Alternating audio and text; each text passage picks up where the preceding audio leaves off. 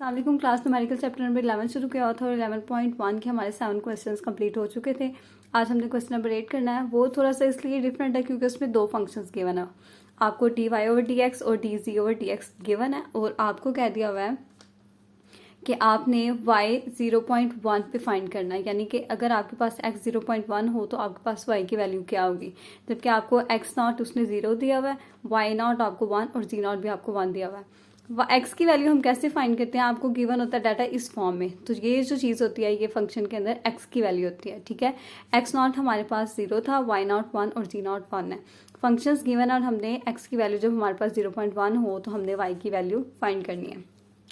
Solution start करते हैं। इसका कहा गया है कि क्वेश्चन को आपने टेलर सीरीज से सॉल्व करना है। आपको पता है टेलर सीरीज इस फॉर्म में लिखी हुई है और आपने फाइंड करना है। सबसे पहले हमें इसमें जो डाटा रिक्वायर्ड है, y0 तो हमारे पास है 1, अब हमें y0 0 चाहिए। आपको पता है इस चीज़ को हम y0 भी लिख सकते हैं और इस चीज़ को z0। तो इसको मैं ऐसे ही नीचे लिखने लगी हूँ, ठीक है। ये z - x है और ये z' हमारे पास y + x है। क्या करेंगे, हमें अगर हमें 0 पे इनकी वैल्यूज़ रिक्वायर्ड है तो क्या होगा, y0 = z0 हमारे पास 1 है और x0 हमारे पास 0, तो y0' आ गया हमारे पास 1। अब हमारे पास z0" चाहिए, इसका डेरिवेटिव लेंगे। जब हमने y का डेरिवेटिव लिया तो हमारे पास z का डेरिवेटिव आ जाएगा x की रिस्पेक्ट से और x0 का जो डेरिवेटिव है वो क्या आ जाएगा 1। अब हमारे पास z0 की वैल्यू नहीं है तो हम यहाँ से वो चीज़ फाइंड करेंगे। ये 0 पे वैल्यूज़ हैं, y0 हमारे पास 1 है और x0 भी हमारे पास 0, तो इसका मतलब है कि z' हमारे पास 1 आ गया। अब z' हमारे पास 1 है तो हम उसकी वैल्यू यहाँ पे पुट कर लेते हैं। तो यहाँ पे y का जब हमने डबल डेरिवेटिव लिया तो वो = 0 आ गया। अब हमें ट्रिपल डेरिवेटिव की भी ज़रूरत है तो हम क्या करेंगे, इसका ट्रिपल डेरिवेटिव ले लेंगे। डेरिवेटिव अगेन लेने से क्या होगा, z0 का डबल डेरिवेटिव आ जाएगा और ये चीज़ 0 हो जाएगी। अब हमारे पास z0 डबल डेरिवेटिव नहीं है तो वो भी हम यहाँ से ही लेंगे, ठीक है। तो हमने इसका डबल डेरिवेटिव लिया तो क्या आ जाएगा, y का डेरिवेटिव x की रिस्पेक्ट से और फिर x का डेरिवेटिव 1, ठीक है। आपके पास y0 फर्स्ट डेरिवेटिव आपके पास क्या है 1, तो ये आ जाएगा आपके पास 2। तो यहाँ पे y का तीसरी दफ़ा डेरिवेटिव लेने से हमारे पास क्या आ गया, वैल्यू 2। उसके बाद आपको इसका भी थर्ड डेरिवेटिव ले लेते हैं। आपने दोनों साइड पे y का भी और z का भी 3 दफ़ा डेरिवेटिव ले लेना है। वो क्यों लेना है, आगे जब हमने y की वैल्यू फाइंड किया तो हमें z की भी फाइंड करनी पड़ेगी। इसी टेलर सीरीज z पे भी अप्लाई होगी, इस वजह से हमें y वालों की भी ज़रूरत है और z वालों की भी ज़रूरत है। इसका हम थर्ड टाइम डेरिवेटिव लेने लगे तो ये क्या आ जाएगा, डबल डेरिवेटिव और ये 0।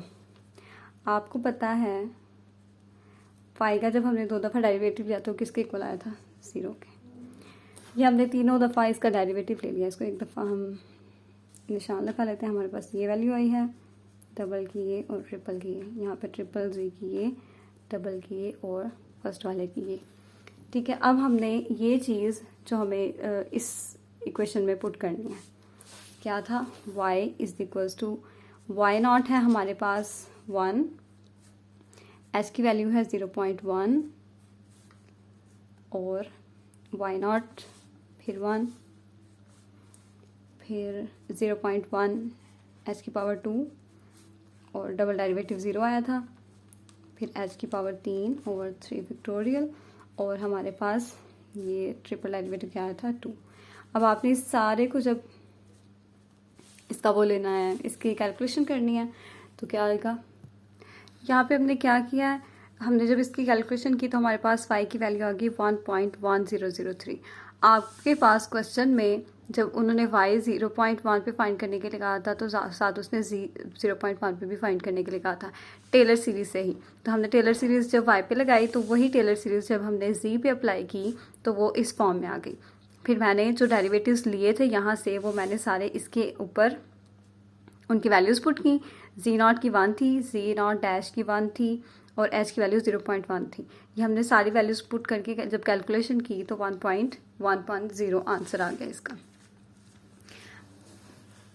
अब एक दफ़ा देख लें इस सारे क्वेश्चंस को। आपको सिर्फ 2 फंक्शंस गिवन थे और इनिशियल कंडीशंस जो आपके पास थी वो ये वाली थी, ठीक है। एच की वैल्यू हमने कैसे की, सबसे पहले तो उसने एक्स नॉट दिया हुआ था और उसने उसके बाद कहा कि वाई आपने 0.1 पे पुट करनी है। अगर एक्स नॉट हमारे पास 0 था तो एक्स दूसरा जो गिवन था जिस पे हमने वैल्यू फाइंड करनी है, इन दोनों का जो डिफरेंस होता है वो हमारे पास एच होता है। उसने 0.1 था तो एच हमारे पास अगर 0 और 0.1 पे चला गया तो एच हमारे पास 0.1 आ गया। उसके बाद उसने कहा था कि टेलर सीरीज़ वाई पे भी अप्लाई करनी है, जी पे भी अप्लाई करनी है। हमने वाई पे अप्लाई करके पहले देखा था हमें किस चीज़ की ज़रूरत है। इस पे हमें वाई नॉट था, वाई नॉट डैश और डबल डेरिवेटिव और ट्रिपल डेरिवेटिव की ज़रूरत थी। हमने वही जो फंक्शंस हमें गिवन थे हमने उस पर पहले फर्स्ट डेरिवेटिव लिया, सेकंड लिया, थर्ड लिया। उसमें हमें जो वैल्यूज़ चाहिए थी वो हमें जी से भी लेनी पड़ी थी। हमने जी से वैल्यूज़ लेके दोबारा उसमें पुट की और सारी फिर हमने वही उसकी कैलकुलेशन करके वाई की वैल्यू निकाली, y 0.1 पे। फिर हमने z की वैल्यू z पे टेलर सीरीज़ लगाई और z की जब हमने वैल्यूज़ पुट की तो वो हमारे पास ये आंसर आ गया, ठीक है। ये क्वेश्चन नंबर 8 था। क्वेश्चन नंबर 9 भी बिल्कुल वैसा ही है, वो आपने खुद ट्राई करना है। अब क्वेश्चन नंबर 10 ट्राई करते हैं। क्वेश्चन नंबर जो 10 है आपके पास, उसमें उसकी स्टेटमेंट देखने लगे हैं। Uses Taylor series method, Taylor series ही यूज़ करना है। आपने y को फाइंड करना है और हमारे पास x है 0.1, ऐसे लिखा हुआ है ये 0.1, फिर ब्रैकेट में 0.1 और 0.3। इसका मतलब है जो दरमियान वाली चीज़ है वो क्या है हमारे पास h। 0.1 पहली होगी, h को इसमें ऐड किया जाएगा तो ये 0.2 बन जाएगी और फिर ट्रिपल टाइम्स ऐड करेंगे तो 0.3 बन जाएगी। ये हमारे पास x की वैल्यूज़ हैं, ठीक है।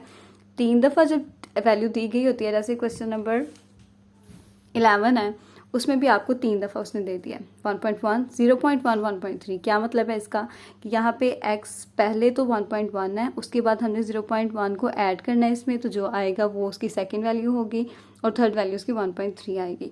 0.1 उसमें h है, ठीक है। ऐसे यहाँ पे उसने h को 0.1 दे दिया। तो 4 significant figures if y satisfies the equation.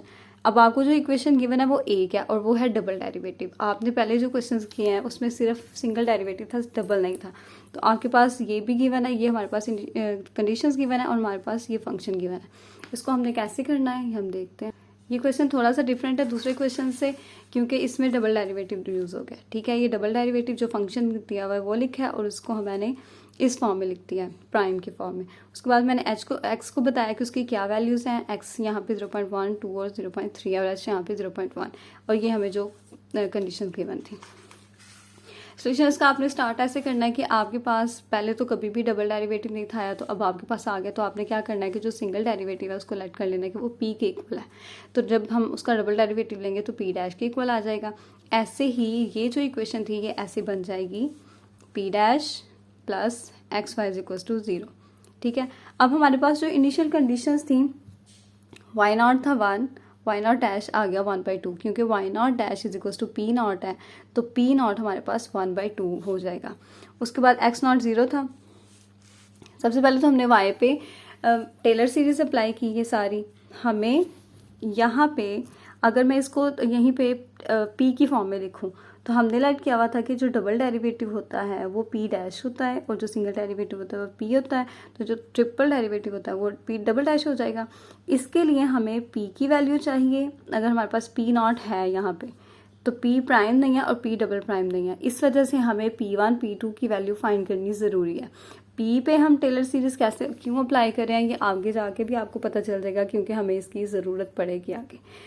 ये फाइंड करने से पहले हमने यहाँ पे पी पे टेलर सीरीज अप्लाई की और हमने देखा यहाँ पे P not dash, P double dash और पी ट्रिपल डैश है, ठीक है।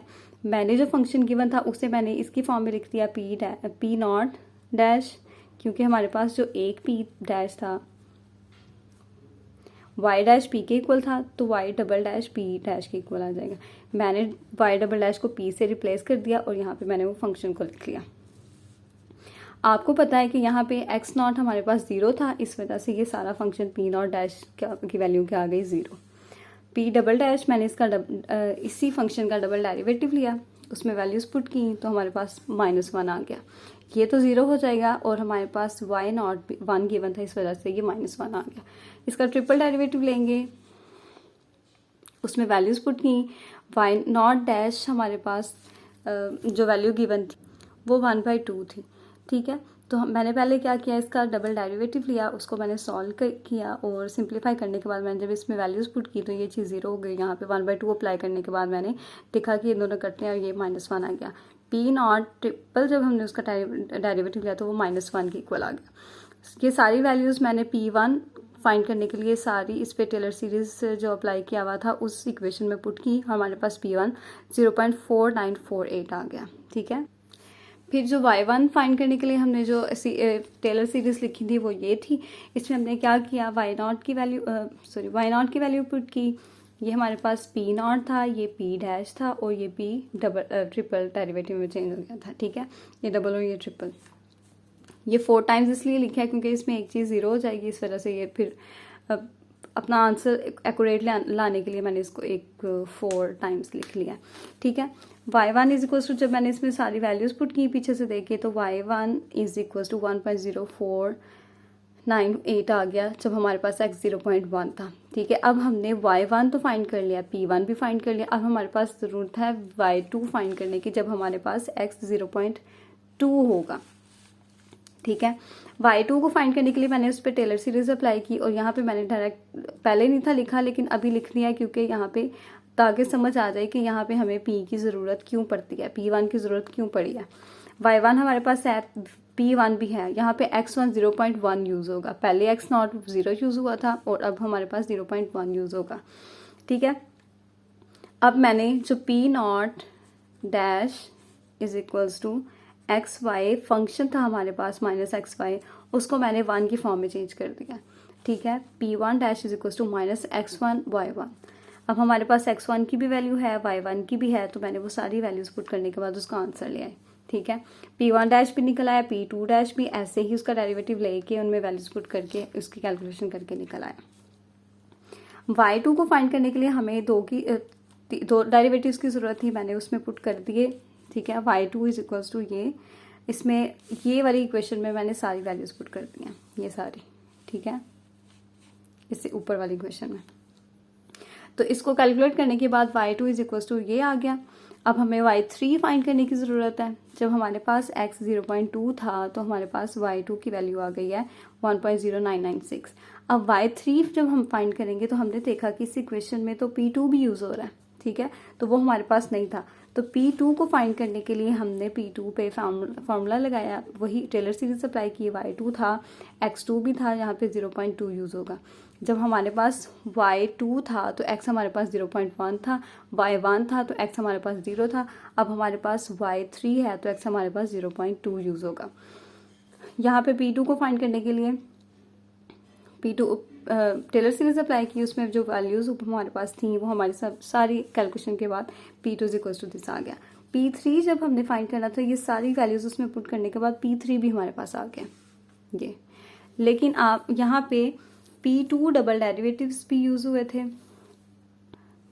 जब हमने y पे अप्लाई किया था टेलर सीरीज तो वहाँ पे p2 एक डेरिवेटिव डबल डेरिवेटिव ये सारा हमारे पास यूज़ हुआ था, ठीक है।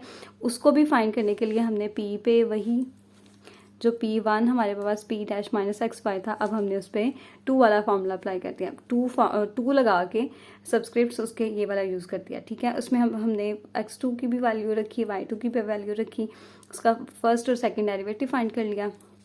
उसके बाद मैंने y3 में पुट की वैल्यूज़।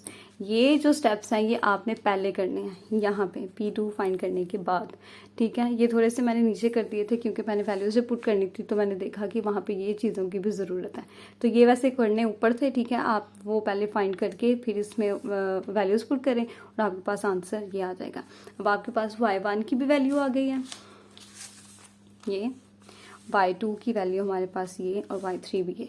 जब हमारे पास x इज इक्वल्स टू 0.1, 0.2, 0.3 था, हमने ये सारी वैल्यूज़ उसकी फाइंड कर लिया। क्वेश्चन नंबर जो 11 है वो बिल्कुल सेम है, इस क्वेश्चन नंबर 10 वाला प्रोसीजर वहाँ पे फॉलो किया जाएगा। आप वो ज़रूर ट्राई करेगा। अगर आपसे ना हुआ तो आप मुझे कमेंट्स में बताइएगा, मैं आपको वो भी एक वीडियो बना के फिर समझा दूँगी, ठीक है। और कोई मसला हुआ इसमें तो आप ज़रूर पूछिए। तब अगली वीडियो तक के लिए अल्लाह हाफिज़।